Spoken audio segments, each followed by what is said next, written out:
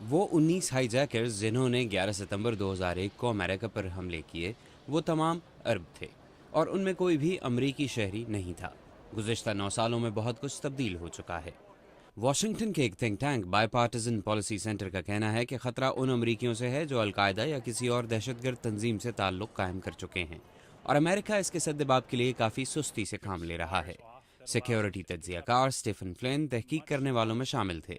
کافی چھوٹے پیمانے کے حملے، اور اگر خاص طور پر وہ مقامی لوگوں نے کیے ہوں تو ہمارے انٹیلیجنس اور سیکیورٹی کے اداروں کے لیے انہیں پکڑنا ناممکن ہے، کیونکہ اس کا موجودہ نظام اس قسم کی تفتیش کے لیے نہیں۔ اس کا مطلب یہ ہے کہ ہمیں امریکہ کی سرزمین پر کامیاب دہشت گرد حملوں کا سامنا ہو سکتا ہے، اور ہمیں اس طرف توجہ دینی ہوگی۔ ٹائم سکوائر کا ناکام بم حملہ بھی ایسا ہی واقعہ تھا۔ ایک پاکستانی نژاد امریکی جس نے اپنا جرم مان لیا، اس کو دہشت گردی کی طرف راغب کر کے امریکی سرحدوں سے باہر دہشت گردی کی تربیت دی گئی تھی۔ تحقیق گزشتہ ایک سال میں تقریباً 43 امریکی شہریوں یا رہائشیوں کو دہشت گردی کے جرائم سے منسلک کرتی ہے۔ یہ تعداد 2001 کے حملوں کے بعد کسی ایک سال میں سب سے زیادہ ہے۔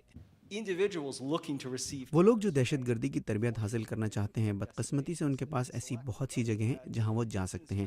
گزشتہ ماہ ایسے واقعات ہوئے ہیں جن میں لوگوں نے پاکستان کے بجائے صومالیہ جانے کی کوشش کی۔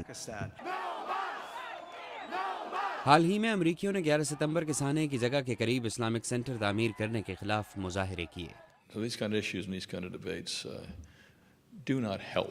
اس قسم کے مباحثے مددگار نہیں ہوتے جب ہم لوگوں کو دہشت گردوں میں شامل ہونے سے روک رہے ہوں۔ ایک اور امریکی محقق لی ہیملٹن کہتے ہیں کہ امریکہ کو دنیا بھر کے مسلمانوں تک پہنچنا چاہیے۔ 1.3 or 4 whatever it is billion Muslims.